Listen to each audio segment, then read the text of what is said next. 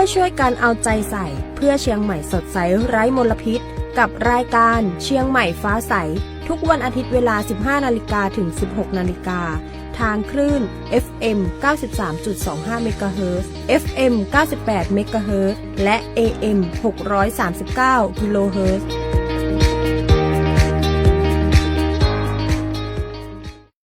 สวัสดีครับท่านผู้ฟังท่านกำลังติดตามรับฟังรายการเชียงใหม่ฟ้าใสช่วงฟ้าใสไร้มลพิษโครงการประชาสัมพันธ์การจัดการปัญหาฝุ่นละออง PM 2.5 ประจำปีงบประมาณพศ 2569 ทางสถานีวิทยุกระจายเสียงแห่งประเทศไทยจังหวัดเชียงใหม่กับผมฉลาดกัญญาติผู้ดำเนินรายการครับหลายพื้นที่ของจังหวัดเชียงใหม่เผชิญกับสถานการณ์ฝุ่นละอองขนาดเล็ก PM 2.5 ที่มีค่าสูงเกินค่ามาตรฐานในบางช่วงเวลาซึ่งเริ่มส่งผลกระทบต่อสุขภาพของประชาชนซึ่งสาเหตุสำคัญนะครับของฝุ่นละอองในพื้นที่ภาคเหนือเกิดจากหลายปัจจัยทั้งไฟป่าการเผาในพื้นที่ทางการเกษตรการเผาในที่โล่งรวมถึงสภาพอากาศที่ค่อนข้างนิ่งทำให้ฝุ่นสะสมในบรรยากาศได้ง่ายและในบางช่วงยังรับผลกระทบจากหมอกควันข้ามแดนอีกด้วยวันนี้รายการเชียงใหม่ฟ้าใสในช่วงฟ้าใสไร้มลพิษจะพาทุกท่านไปพูดคุยถึงมาตรการและก็แนวทางการดำเนินงานแก้ไขปัญหาฝุ่นละออง PM 2.5 ในพื้นที่สถานการณ์ฝุ่น PM 2.5 การให้ความรู้ด้านสาธารณสุขแก่ประชาชนในพื้นที่และการสร้างความร่วมมือการแก้ไขปัญหาฝุ่นละออง PM 2.5 ในพื้นที่เพื่อที่จะร่วมกันนะครับสร้างสภาพแวดล้อมที่มีอากาศสดใสและปลอดภัยยิ่งขึ้นติดตามได้นะครับในรายการวันนี้ครับร่วมด้วยช่วยกันเอาใจใส่เพื่อเชียงใหม่สดใสไร้มลพิษกับรายการเชียงใหม่ฟ้าใสทุกวันอาทิตย์เวลา 15 นาฬิกาถึง 16 นาฬิกาทางคลื่น FM 93.25 เมกะเฮิรตซ์ FM 98 เมกะเฮิรตซ์และ AM 639 กิโลเฮิรตซ์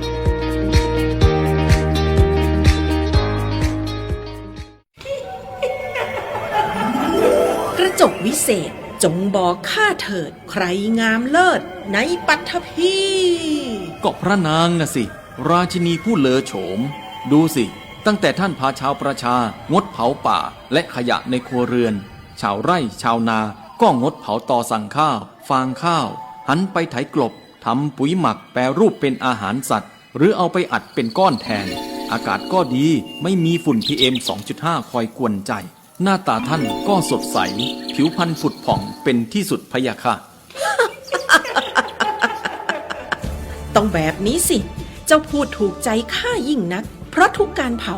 นั่นคือการสะสมฝุ่นแต่ถ้าทุกคนร่วมใจกันหยุดเผาเราก็จะมีแต่อากาศบริสุทธิ์ไว้หายใจห่างไกลมะเร็งปอดสุขภาพก็ดีมันคือที่สุดแล้วราชินีจงเป็นอมตะราชินีจงเป็นอมตะข้าขอบูชาท่านพะยะค่ะไปเอาธูปมาแต่ไม่ต้องจุดแล้วนะเดี๋ยวนี้ข้าเปลี่ยนมาใช้ธูปไฟฟ้าแล้วมันจึ้งมากไม่มีฝุ่นเลย wow. คุณภาพอากาศดีด้วยการร่วมมือของทุกภาคส่วนปรารถนาดีจากสำนักงานประชาสัมพันธ์ที่ 3 กรมประชาสัมพันธ์กลับเข้าสู่รายการเชียงใหม่ฟ้าใสช่วงฟ้าใสไร้มลพิษนะครับท่านผู้ฟังครับในช่วงนี้นะครับหลายพื้นที่ของจังหวัดเชียงใหม่กำลังเผชิญกับปัญหาฝุ่นละอองขนาดเล็กหรือ PM 2.5 ที่มีค่าค่อนข้างสูงโดยในบางช่วงค่าฝุ่นอยู่ในระดับเริ่มมีผลกระทบต่อสุขภาพของประชาชนสำหรับสาเหตุของการเกิดฝุ่นละอองในพื้นที่ภาคเหนือนั้นมาจากหลายปัจจัยนะครับไม่ว่าจะเป็นไฟป่าการเผาในพื้นที่ทางการเกษตรการเผาในที่โล่งรวมไปถึงสภาพอากาศที่ค่อนข้างนิ่งทำให้ฝุ่นละอองสะสมอยู่ในบรรยากาศและกระจายตัวได้ยากนอกจากนี้ยังมีปัจจัยจากหมอกควันข้ามแดนที่ส่งผลทำให้ค่าฝุ่นละอองในพื้นที่จังหวัดเชียงใหม่เพิ่มสูงขึ้นในบางช่วงเวลานะครับจากสถานการณ์ดังกล่าวหลายหน่วยงานในจังหวัดเชียงใหม่จึงได้มีการเร่งมาตรการต่างๆเพื่อที่จะควบคุมและลดปริมาณฝุ่นละอองพร้อมทั้งประชาสัมพันธ์แจ้งเตือนให้กับประชาชนได้ติดตามสถานการณ์อย่างใกล้ชิดโดยจังหวัดเชียงใหม่ได้มีการประชุมซักซ้อมแนวทางการบังคับใช้กฎหมายและมาตรการรับมือปัญหาไฟป่าหมอกควันและฝุ่นละออง PM 2.5 เพื่อให้ทุกหน่วยงานได้มีการดำเนินงานไปทางทิศเดียวกันในการประชุมดังกล่าว ก็ได้มีการติดตามสถานการณ์คุณภาพอากาศของจังหวัดเชียงใหม่อย่างใกล้ชิดพร้อมวิเคราะห์ปัจจัยด้านสภาพอากาศโดยเฉพาะอิทธิพลของกระแสลมที่พัดพาฝุ่นละอองจากพื้นที่อื่นเข้าสู่จังหวัดทำให้จำเป็นต้องเพิ่มความเข้มข้นของมาตรการควบคุมในระยะนี้จังหวัดเชียงใหม่ยังได้มีการเน้นย้ำให้ทุกหน่วยงานนะครับได้มีการดำเนินมาตรการเชิงรุกอย่างต่อเนื่องโดยเพิ่มความเข้มงวดในการลาดตระเวนพื้นที่เสี่ยงพร้อมใช้ชุดปฏิบัติการในพื้นที่รวมถึงหน่วยงานทหารเพิ่มความถี่ในการตรวจตราเพื่อป้องกันการเกิดไฟป่าควบคู่กับการบังคับใช้กฎหมายอย่างจริงจังโดยเฉพาะการเผาในที่โล่งซึ่งถือว่าเป็นสาเหตุสำคัญของการเกิดไฟป่าและหมอกควันขณะเดียวกันยังได้มีการมอบหมายให้ทางสำนักงานประชาสัมพันธ์จังหวัดเชียงใหม่เร่งประชาสัมพันธ์สถานการณ์คุณภาพอากาศและดำเนินงานของภาครัฐผ่านทุกช่องทางเพื่อให้ประชาชนนั้นได้รับข้อมูลที่ถูกต้องและต่อเนื่องในส่วนของมาตรการลดฝุ่นกระทบจากฝุ่นละอองได้ขอความร่วมมือองค์กรปกครองส่วนท้องถิ่นเพิ่มความชุ่มชื้นในอากาศด้วยการฉีดพ่นน้ำล้างถนนและก็รดน้ำต้นไม้ในพื้นที่ต่างๆเพื่อที่จะลดปริมาณฝุ่นในอนาคตนอกจากนี้นะครับก็ได้มีการเน้นย้ำให้ทุกอำเภอและก็องค์กรปกครองส่วนท้องถิ่นเตรียมความพร้อมห้องปลอดฝุ่นหรือว่าคลีนรูมเพื่อที่จะเป็นพื้นที่พักพิงสำหรับประชาชนกลุ่มเสี่ยงเช่นผู้สูงอายุเด็กเล็กและผู้ป่วยโรคทางเดินหายใจโดยให้มีการตรวจสอบความพร้อมของสถานที่ราชการโรงพยาบาลส่งเสริมสุขภาพตำบลโรงเรียนแล้วก็อาคารสาธารณะต่างๆให้มีระบบกรองอากาศที่มีประสิทธิภาพพร้อมอุปกรณ์ที่จำเป็นสำหรับให้บริการประชาชนขณะเดียวกันนะครับก็ได้มีการกำชับให้ทุกพื้นที่ติดตามและจัดการจุดความร้อนหรือฮอตสปอตอย่างใกล้ชิดหากตรวจพบจุดความร้อนในพื้นที่ก็ให้มีการรายงานต่อนายอำเภอทันทีเพื่อสั่งการเข้าควบคุมสถานการณ์อย่างรวดเร็วทั้งนี้จังหวัดเชียงใหม่จะเร่งแจ้งแนวทางและก็ข้อสั่งการไปยังทุกหน่วยงานที่เกี่ยวข้องเพื่อให้ดำเนินงานเป็นไปในทางทิศเดียวกันและเกิดประสิทธิภาพสูงสุดในการป้องกันและก็แก้ไขปัญหาหมอกควันและฝุ่นละออง PM 2.5 ในพื้นที่จังหวัดเชียงใหม่นะครับนี่ก็เป็นเรื่องราวที่นำให้ท่านผู้ฟังได้ติดตามรับฟังกันกับรายการเชียงใหม่ฟ้าใสช่วงฟ้าใสไร้มลพิษนะครับร่วมด้วยช่วยกันเอาใจใส่เพื่อเชียงใหม่สดใสไร้มลพิษกับรายการเชียงใหม่ฟ้าใสทุกวันอาทิตย์เวลา 15 นาฬิกาถึง 16 นาฬิกาทางคลื่น FM 93.25 เมกะเฮิรตซ์ FM 98 เมกะเฮิรตซ์และ AM 639 กิโลเฮิรตซ์กลับเข้าสู่รายการเชียงใหม่ฟ้าใสช่วงฟ้าใสไร้มลพิษนะครับท่านผู้ฟังครับจังหวัดเชียงใหม่ได้มีการดำเนินมาตรการแก้ไขปัญหาฝุ่นละอองขนาดเล็กหรือ PM 2.5 อย่างเข้มข้นโดยได้มีการบูรณาการการทำงานร่วมกันของหลายหน่วยงานทั้งภาครัฐองค์กรปกครองส่วนท้องถิ่นและภาคประชาชนนะครับเพื่อที่จะร่วมกันลดผลกระทบจากปัญหาหมอกควันและมลพิษทางอากาศที่ส่งผลต่อสุขภาพของประชาชนจังหวัดเชียงใหม่ก็ได้มีการออกประกาศมาตรการควบคุมการเผาในทุกพื้นที่โดยไม่อนุญาตให้มีการเผาใดๆทั้งสิ้นตั้งแต่วันที่ 1 มกราคมจนถึง 31 พฤษภาคม 2569 ซึ่งเป็นช่วงเวลาที่มักเกิดปัญหาหมอกควันจากการเผาป่าและการเผาเศษวัสดุทางการเกษตรทั้งนี้หากมีความจำเป็นต้องดำเนินการเผา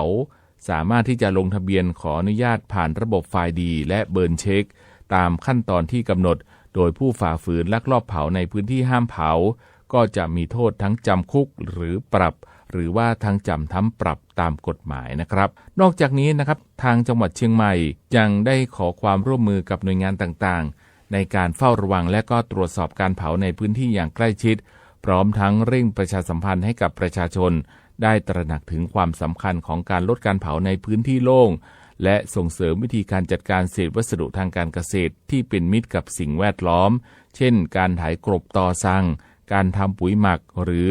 การนำไปใช้ประโยชน์ในรูปแบบอื่นๆนะครับ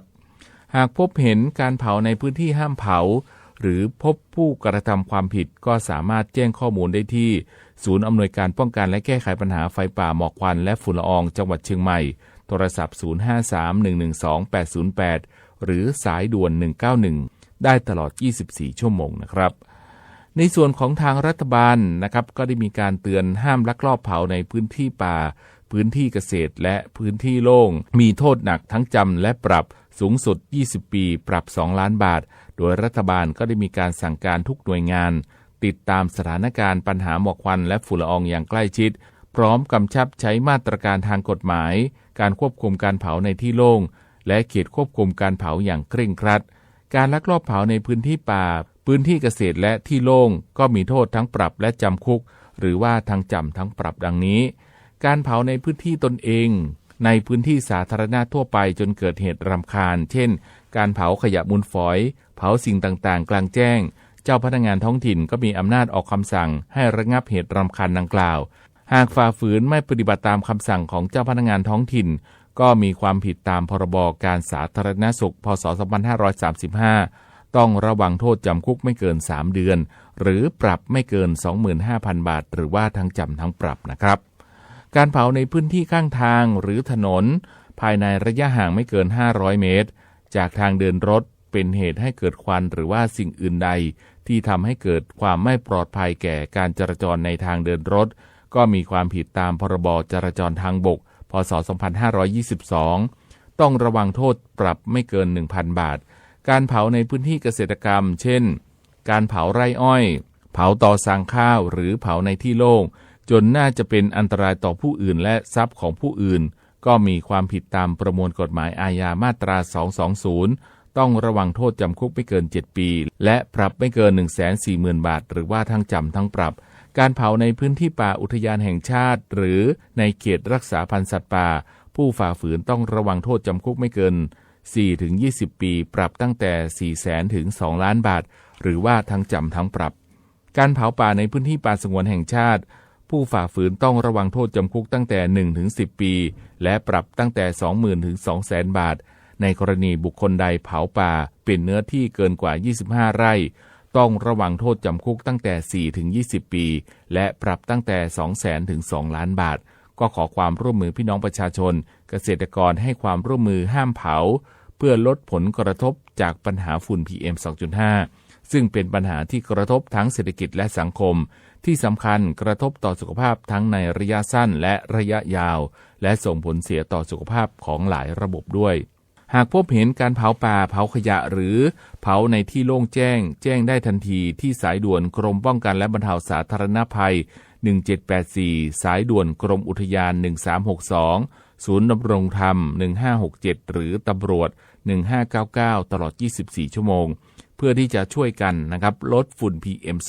2.5 และการลักลอบเผาที่ส่งผลกระทบต่อสุขภาพทางกระทรวงเกษตรและสหกรณ์นะครับก็มีการออกมาตรการห้ามเผาตั้งแต่1 กุมภาพันธ์จนถึง31 มีนาคม 2569ตามประกาศกระทรวงเกษตรและสหกรณ์ฉบับที่2พ.ศ. 2568ก็ได้มีการกำหนดมาตรการทางปกครองเพิ่มเติมเพื่อที่จะป้องกันการเผาในพื้นที่เกษตรอย่างเด็ดขาดห้ามเผาในช่วงเวลาตั้งแต่วันที่1 กุมภาพันธ์ 2569จนถึง31 มีนาคม 2569เกษตรรายใดมีประวัติการเผาในพื้นที่เกษตรของตนเองในช่วงเวลาที่กำหนดก็จะขาดคุณสมบัติและไม่ได้รับสิทธิการเข้าร่วมโครงการสนับสนุนและพัฒนาศักยภาพเกษตรกรทุกโครงการจากภาครัฐนะครับระยะเวลาบทลงโทษนะครับก็มีผลเป็นระยะเวลา2 ปีนับตั้งแต่วันที่1 เมษายน 2569จนถึง31 มีนาคม 2571มาตรการนี้ก็ใช้บังคับรวมถึงพื้นที่เกษตรกรรมในที่ดินของรัฐหรือคทช.ด้วยนะครับหากพบเห็นไฟป่ารุนแรงก็สามารถที่จะแจ้งกับหน่วยงานที่เกี่ยวข้องได้ดังนี้พบไฟรุนแรงแจ้งได้ที่ศูนย์อำนวยการป้องกันและแก้ไขปัญหาไฟป่าหมอกควันและฝุ่นละอองจังหวัดเชียงใหม่โทรศัพท์0531128808ตำรวจภูธรจังหวัดเชียงใหม่สายด่วน191ส่วนควบคุมและปฏิบัติการไฟป่าจังหวัดเชียงใหม่โทรศัพท์0532322019ศูนย์ส่งเสริมการควบคุมไฟป่าเชียงใหม่โทรศัพท์0819514521สำนักจัดการทรัพยากรป่าไม้ที่1โทรศัพท์0520817758สำนักบริหารพื้นที่อนุรักษ์ที่16โทรศัพท์0532761000สำนักงานขนส่งจังหวัดเชียงใหม่สายด่วน1584กระทรวงทรัพยากรธรรมชาติและสิ่งแวดล้อม สายด่วน1310นะครับนี่ก็เป็นเรื่องของมาตรการต่างๆนะครับที่ออกมาเพื่อที่จะป้องกันเรื่องของการเผาในพื้นที่นะครับนี่ก็เป็นเรื่องราวที่นำให้ท่านผู้ฟังได้ติดตามรับฟังกันนะครับกับรายการเชียงใหม่ฟ้าใสช่วงฟ้าใสไร้มลพิษนะครับจังหวัดเชียงใหม่ขอความร่วมมือทุกภาคส่วนงดการเผาเพื่อลดปัญหาหมอกควันและมลพิษทางอากาศจากการเผาป่าและการเผาเศษวัสดุทางการเกษตรตามประกาศมาตรการสำคัญเพื่อควบคุมการเผาในพื้นที่ต่างๆโดยไม่อนุญาตให้มีการเผาใดๆทั้งสิ้นเพื่อเป็นการลดมลภาวะจากฝุ่นละอองขนาดเล็กหรือ PM 2.5 ตั้งแต่วันที่ 1 มกราคมถึง 31 พฤษภาคม 2569 หากจำเป็นสามารถลงทะเบียนขออนุมัติผ่านระบบไฟล์ดีและเบิร์นเช็คได้ฝ่าฝืนต้องระวังโทษจำคุกและปรับหรือทั้งจำทั้งปรับจังหวัดเชียงใหม่ส่งเสริมการใช้เทคโนโลยีในการจัดการขยะและเศษวัสดุทางการเกษตรเพื่อลดการเผาในอนาคตและสร้างสภาพแวดล้อมที่ดีขึ้นในระยะยาวหากพบเห็นการเผาในพื้นที่ห้ามเผาหรือพบผู้กระทำความผิดสามารถแจ้งข้อมูลได้ที่ 053-112-808 หรือ 191 ตลอด 24 ชั่วโมง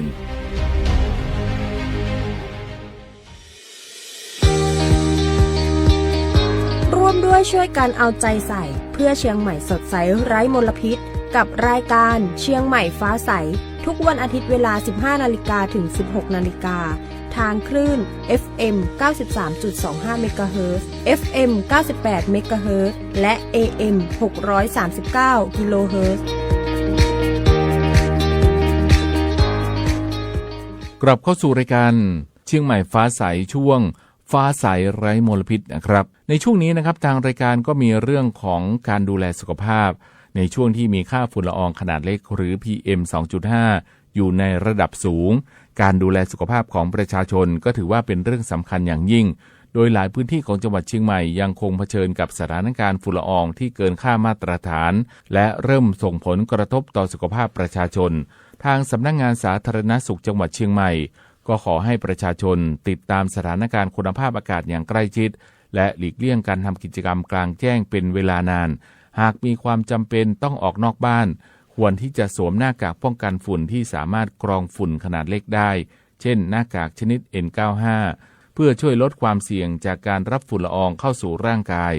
สำหรับกลุ่มเสี่ยงที่ต้องเฝ้าระวังเป็นพิเศษได้แก่เด็กเล็กผู้สูงอายุและหญิงตั้งครรภ์ผู้ที่มีโรคประจำตัวเช่นโรคระบบทางเดินหายใจโรคหอบหืดโรคภูมิแพ้โรคปอดรวมถึงโรคหัวใจและหลอดเลือดตลอดจนผู้ที่ทำงานกลางแจ้งเช่นพ่อค้าแม่ค้าริมถนนคนขับรถจักรยานยนต์รับจ้างคนงานก่อสร้างหรือเจ้าหน้าที่ที่ปฏิบัติงานกลางแจ้งซึ่งแม้ว่าจะมีสุขภาพแข็งแรงแต่ก็มีความเสี่ยงต่อการได้รับผลกระทบต่อสุขภาพในระยะยาวได้ทั้งนี้ผู้ที่มีโรคประจำตัวนะครับก็ควรที่จะเตรียมยาและอุปกรณ์ที่จำเป็นให้พร้อมและเฝ้าระวังอาการของตนเองอย่างใกล้ชิดหากพบอาการผิดปกติเช่นไอบ่อยหายใจลำบากหายใจมีเสียงหวีดแน่นหน้าอกเจ็บหน้าอกใจสั่นวิงเวียนศีรษะหรืออ่อนเพลียผิดปกติก็ควรที่จะรีบไปพบแพทย์ทันทีประชาชนก็สามารถที่จะติดตามสถานการณ์คุณภาพอากาศก่อนออกจากบ้านได้ที่เว็บไซต์ air4thai.pcd.go.th หรือผ่านแอปพลิเคชัน Air4thai ของกรมควบคุมมลพิษรวมทั้งติดตามข้อมูลสถานการณ์ฝุ่นจากสถานบริการสาธารณสุขในพื้นที่ขณะเดียวกันนะครับในส่วนของจังหวัดเชียงใหม่ก็ได้เตรียมความพร้อมในการดูแลสุขภาพของพี่น้องประชาชนโดยให้หน่วยงานด้านสาธารณสุขเตรียมสถานที่บุคลากรทางการแพทย์ยาและเวชภัณฑ์เพื่อที่จะรองรับผู้ป่วยที่อาจได้รับผลกระทบจากสถานการณ์ฝุ่นที่เพิ่มสูงขึ้นพร้อมกันนี้ยังได้มีการส่งเสริมให้หน่วยงานทั้งภาครัฐและเอกชนรวมถึงสถานประกอบการโรงเรียนโรงแรมและห้างสรรพสินค้าจัดทำห้องปลอดฝุ่นเพื่อเป็นพื้นที่ปลอดภัยสำหรับประชาชนโดยปัจจุบันจังหวัดเชียงใหม่ก็มีห้องปลอดฝุ่นกระจายอยู่ในหลายพื้นที่ทั้งในโรงพยาบาลหน่วยบริการสาธารณสุขศูนย์พัฒนาเด็กเล็กหน่วยงานภาครัฐสถานศึกษาและสถานประกอบการต่างๆนะครับประชาชนก็สามารถที่จะตรวจสอบรายชื่อสถานที่ที่ให้บริการห้องปลอดฝุ่นรวมถึงแนวทางการจัดทำห้องปลอดฝุ่นภายในบ้านได้ที่เว็บไซต์ปลอดฝุ่น.anamai.moph.go.th ของกรมอนามัยการดูแลสุขภาพตนเองการสวมหน้ากากป้องกันฝุ่นการลดกิจกรรมกลางแจ้งและติดตามสถานการณ์คุณภาพอากาศอย่างต่อเนื่องก็ถือว่าเป็นวิธีสำคัญที่จะช่วยลดความเสี่ยงและป้องกันผลกระทบต่อสุขภาพจากฝุ่น PM 2.5 ได้นะครับนี่ก็เป็นข่าวสารต่างๆที่นำให้ท่านผู้ฟังได้ติดตามรับฟังกันกับรายการเชียงใหม่ฟ้าใสช่วงฟ้าใสไร้มลพิษนะครับ กระจกวิเศษจงบอกข้าเถิดใครงามเลิศในปัทภี ก็พระนางน่ะสิราชินีผู้เลอโฉมดูสิตั้งแต่ท่านพาชาวประชางดเผาป่าและขยะในครัวเรือนชาวไร่ชาวนาก็งดเผาตอสั่งข้าวฟางข้าวหันไปไถกลบทำปุ๋ยหมักแปรรูปเป็นอาหารสัตว์หรือเอาไปอัดเป็นก้อนแทนอากาศก็ดีไม่มีฝุ่น PM 2.5 คอยกวนใจหน้าตาท่านก็สดใสผิวพรรณผุดผ่องเป็นที่สุดพะยะค่ะ ต้องแบบนี้สิเจ้าพูดถูกใจข้ายิ่งนักเพราะทุกการเผานั่นคือการสะสมฝุ่นแต่ถ้าทุกคนร่วมใจกันหยุดเผาเราก็จะมีแต่อากาศบริสุทธิ์ไว้หายใจห่างไกลมะเร็งปอดสุขภาพก็ดีมันคือที่สุดแล้วราชินีจงเป็นอมตะราชินีจงเป็นอมตะข้าขอบูชาท่านพะยะค่ะไปเอาธูปมาแต่ไม่ต้องจุดแล้วนะเดี๋ยวนี้ข้าเปลี่ยนมาใช้ธูปไฟฟ้าแล้วมันจึ้งมากไม่มีฝุ่นเลย wow. คุณภาพอากาศดีด้วยการร่วมมือของทุกภาคส่วนปรารถนาดีจากสำนักงานประชาสัมพันธ์ที่ 3 กรมประชาสัมพันธ์ร่วมด้วยช่วยกันเอาใจใส่เพื่อเชียงใหม่สดใสไร้มลพิษกับรายการเชียงใหม่ฟ้าใสทุกวันอาทิตย์เวลา 15 นาฬิกาถึง 16 นาฬิกาทางคลื่น FM 93.25 เมกะเฮิรตซ์ FM 98 เมกะเฮิรตซ์และ AM 639 กิโลเฮิรตซ์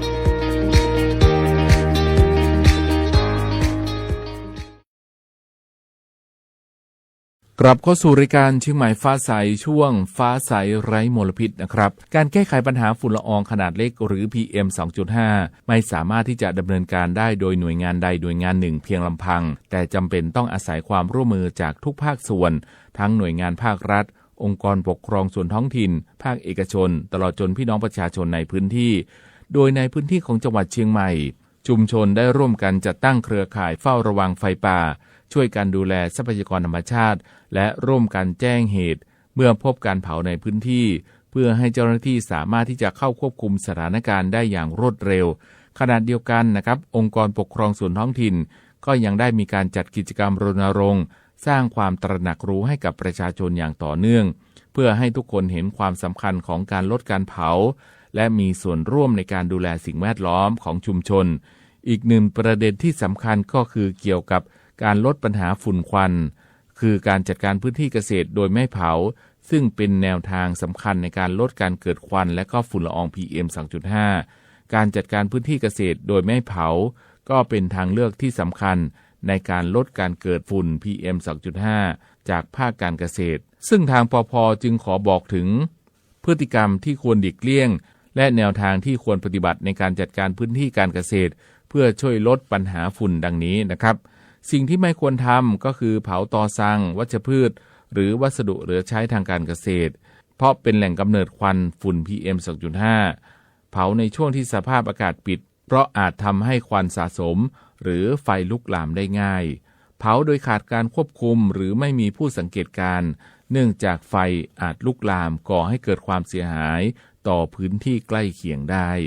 สิ่งที่ควรทำนะครับก็ควรที่จะไถกลบตอซังและเศษพืชแทนการเผาเพื่อปรับปรุงคุณภาพดินหรือเตรียมหน้าดินใหม่สำหรับการปลูกพืชชนิดต่อไปเลือกแนวทางการจัดการไร่นาที่เหมาะสมกับชนิดของพืชและพื้นที่นั้นๆใช้เครื่องจักรหรือวิธีอื่นๆเช่นการถางตัดหรือว่าไถกลบเพื่อที่จะจัดการเศษวัสดุทางการเกษตรทดแทนการเผาการแปรรูปเศษพืชเหลือใช้ทางการเกษตรอาทิผลิตเชื้อเพลิงจากสั่งข้าวโพดอัดแท่งการปรับเปลี่ยนพฤติกรรมจากการเผามาเป็นการจัดการพื้นที่ทางการเกษตรอย่างเหมาะสมก็จะช่วยลดปัญหาฝุ่นควัน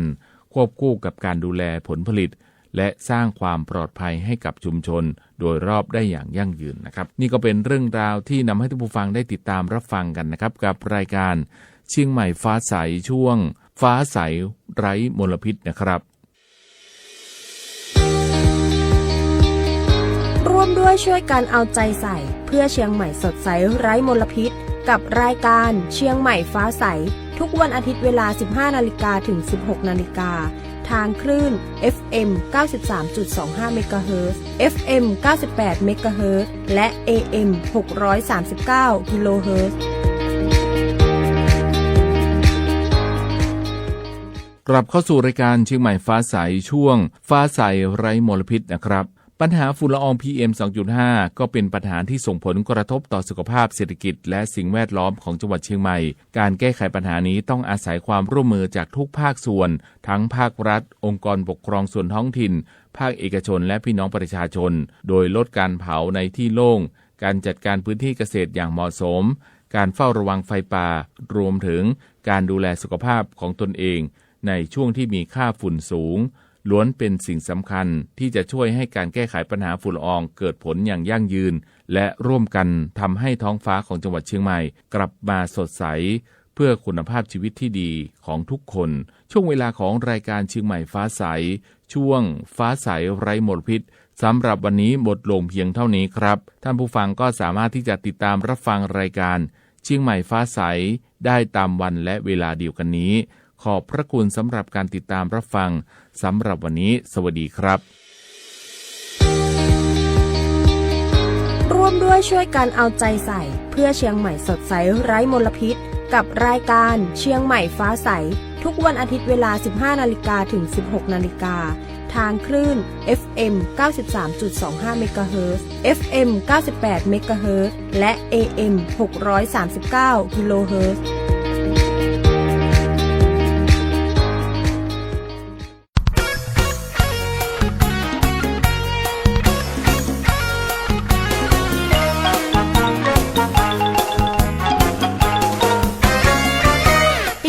อย่าเผาบ่เอานะเจ้าบ่เอานะเจ้าอย่าเผาทำลายเผาไร่เผานาภูเขาป่าไม้ฝุ่นควันกระจายอันตรายแต่นาช่วยกันนะมาช่วยกันนะช่วยกันนะมาช่วยกันนะฮักบ้านเฮางดเผาลดหมอกควันลดโลก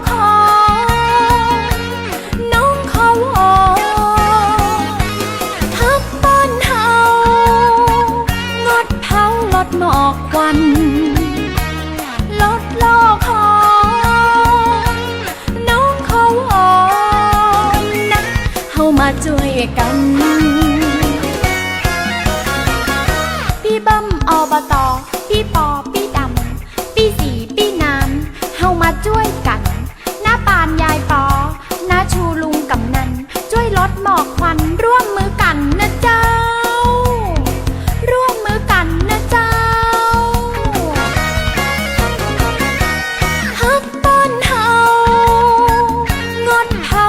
หมอกควันลดโลกของน้องเขาอ่อนฮักบ้านเฮางดเผาลดหมอกควันลดโลกของน้องเขาอ่อนนะเฮามาช่วยกัน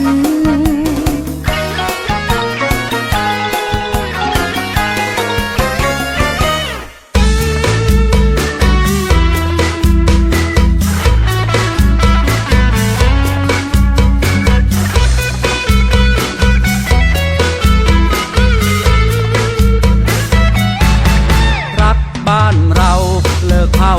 กันเถอะเลิกเผาป่าเลิกเผานาไร่โลกร้อนเป็นไฟเพราะเรา